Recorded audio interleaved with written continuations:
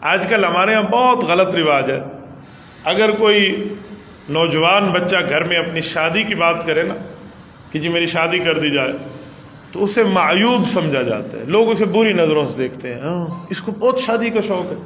شکر کرنا چاہیے ماں باپ کو کہ وہ نکاح مانگ رہا ہے، وہ گناہ نہیں مانگ رہا۔ اگر وہ شادی کی ڈیمانڈ کر رہا ہے تو اس کا معنی ہے کہ آپ کا بچہ شریف ہے، ورنہ وہ غلط جگہ منہ مار کے آ جاتا، اس کو پرواہ نہ ہوتی۔ تو وہ شہوت کی ڈیزالونگ جو ہے وہ صحیح جگہ استعمال کرنا چاہ رہے، تو یہ ہمارے اوپر اللہ رب العزت کی طرف سے آزمائش ہے۔ اگر ہم اس کا ٹھیک استعمال کریں گے تو اجر ہے، غلط استعمال کریں گے تو ہمارے اوپر عذاب ہے۔